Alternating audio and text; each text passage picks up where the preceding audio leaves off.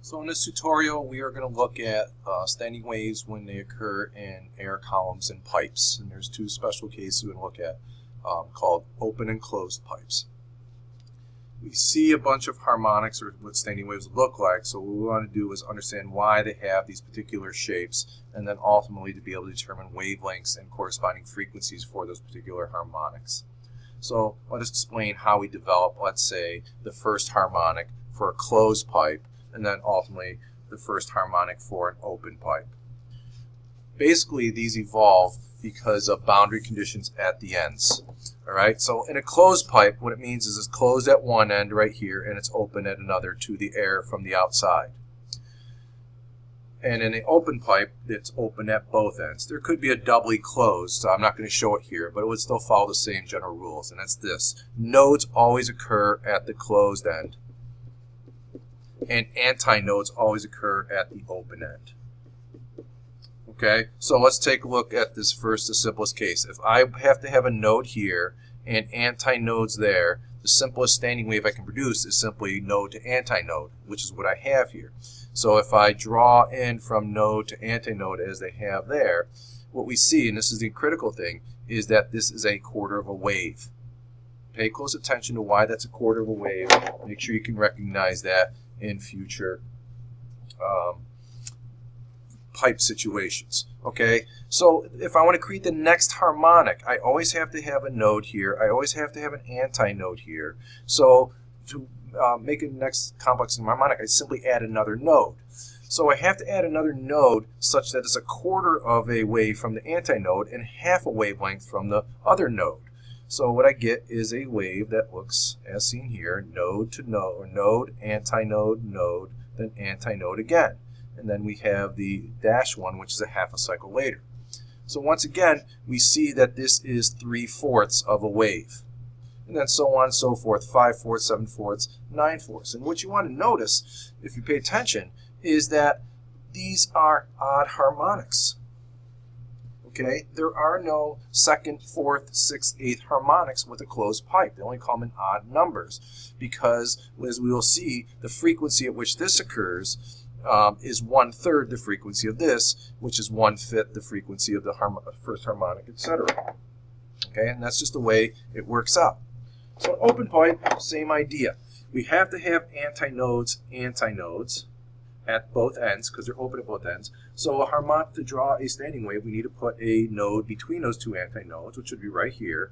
So I draw in the wave like this, and then the dashed line, and I look at how long that wave is compared to the tube. We see, and this is a little less obvious, but it's not too hard to see that that's only half a wave. And if we go to the second, more complex one, antinode, antinode, and then I want to now have two nodes between them.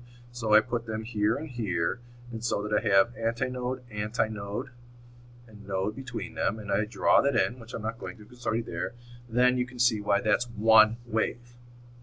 So it turns out that in an open pipe, you can have all the harmonics, and the rule that it follows is the same as fixed strings. In other words, the first harmonic is a half a wavelength, the second harmonic is a full wavelength, then 3 halves and 2 waves, which is the same as a fixed string. Okay, so you should be able to develop any one of those using the idea that the boundary conditions set how we start, and then you just keep adding nodes as you want to go to higher and higher harmonics. Okay, so let's do a problem where we're going to fill in some of these blanks. So it says, suppose each of the pipes above, and let's change the number from 0.334 to really just half of that, 0.188 meters long. If the speed of sound is 330 meters per second, calculate the wavelengths and frequencies of the first 3 harmonics for each of the open and closed. Okay, so I'm going to go back up here to the picture before we put our information, show our work. So essentially what I want to do is the same thing we did with strings. I ask myself, how many wavelengths do I have there? And we already said that's 1/4 of a wavelength. And that fits into a string, or excuse me, a tube of length L, which we were given, but we'll fill in the numbers later. So if I solve for L, or lambda, sorry I don't have much space here, I see that lambda is equal to 4 times the length. It's as simple as that. And for this one, if I say that there's 3/4 of a wavelength within L, then it stands to follow that L is equal to 4/3. the, excuse me, I wrote that down wrong.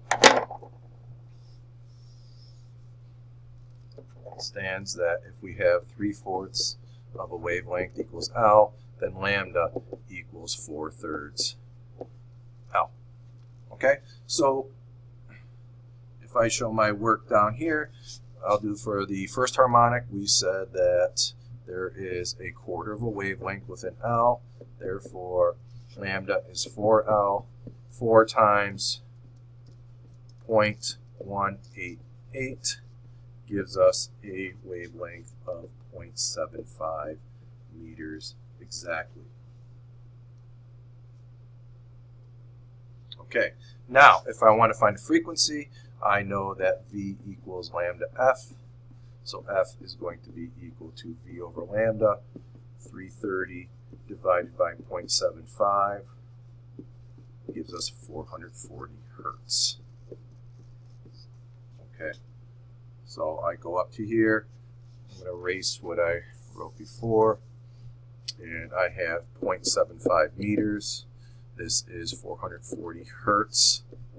Now I'm going to do the others by proportions. Essentially, if I've got 3/4 of a wave here, we already said this is 4/3, so this is 1/3 the wavelength, therefore 3 times the frequency. So 1/3 the wavelength would be 0.25 meters, and 3 times the frequency would be 1320 hertz. All right. And then if I want to go to the fifth harmonic, right, just to make sure we got it, we have 1 1/4 waves, so we have 5/4 of lambda in L. Therefore, L equals 4/5 of the original wavelength. Okay, so 4/5 of the wavelength. Make sure I'm doing that right. I think I might have done the lambda wrong there. Okay, so 0.8 times 0.75 is 0.6 meters. All right, so yeah, that was a mistake.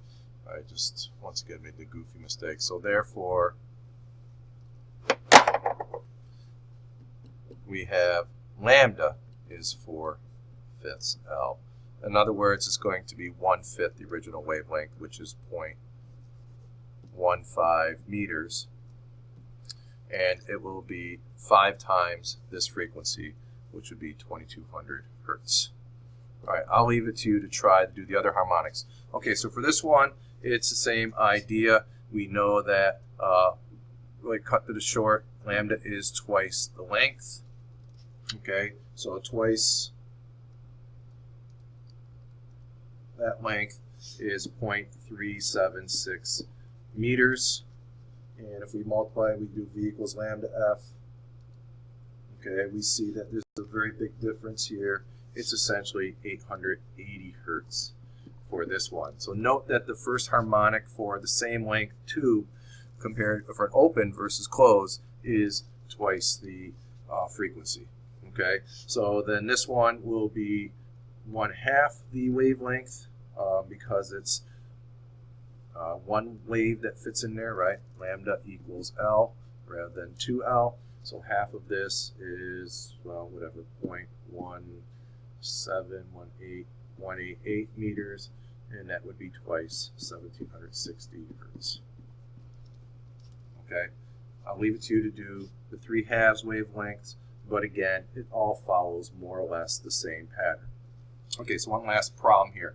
If a flute, an open pipe, is designed to play a middle C, which is that frequency when all the holes are covered, if the speed of sound is 343, so this is at room temperature, I guess this one is at freezing point, what length will the flute be? So it's really just the reverse of what we had before. What are we given? We're given F and we're given V, so that tells us we can solve for lambda. So lambda is equal to V over F. Okay, so 343 divided by 262 gives us 1.309 meters. Now we want to relate that to the length of the string.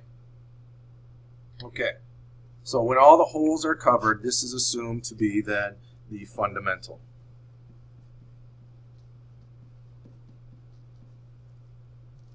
All right, so what do we know about the fundamental for an open pipe? Well, if we go back up to the open pipe here, we see that lambda equals 2L.